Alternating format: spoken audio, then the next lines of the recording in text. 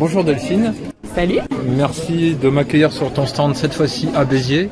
Quelles sont tes news?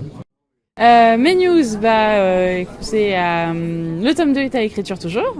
Ça avance petit à petit, mais on avance. Chapitre 2, allez, presque fini, chapitre 2, on y croit.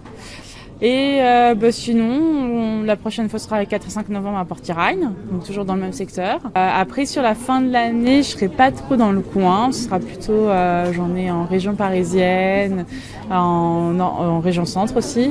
Voilà, je vais un petit peu plus bouger et voir d'autres personnes, faire découvrir Alicia sur d'autres régions. Est-ce que tu as eu des retours depuis sur ton livre?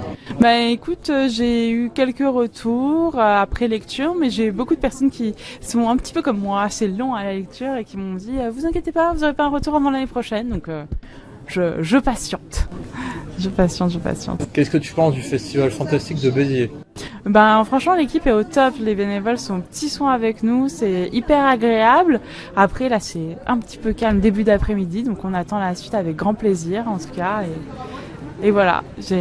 Mais j'ai pas pu aller voir les courts-métrages. D'ailleurs, j'aurais bien aimé aller voir. J'aimerais bien pouvoir découvrir ça à l'occasion, peut-être sur les réseaux. J'ai vu qu'il y a aussi des beaux illustrateurs qui avaient fait des super illustrations. Donc voilà. Pour toi, qu'est-ce que l'imaginaire?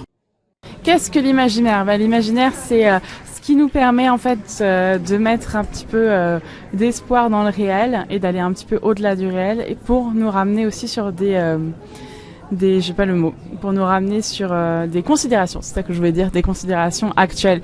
L'imaginaire, en fait, ça nous permet de nous détacher du réel, de prendre le recul nécessaire pour pouvoir le regarder avec du fantastique dedans, mais ça nous rattrape toujours sur ce qui peut se passer dans le monde actuel. Qu'est-ce que l'imaginaire t'apporte dans ta vie de tous les jours?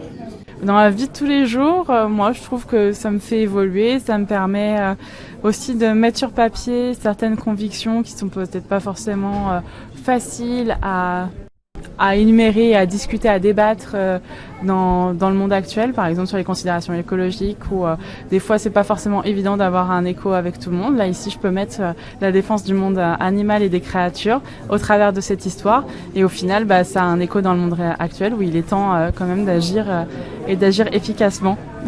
Est-ce que tu penses que l'imaginaire est essentiel dans notre société actuelle?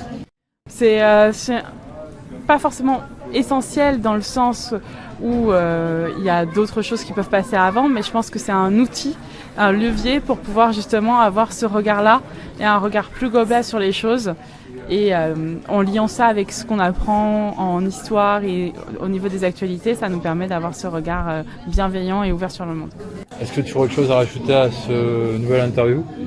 Pour le moment, non. Voilà, j'espère que au prochain événement à Valras l'année prochaine, j'aurai le tome 2. Merci. Je t'en prie.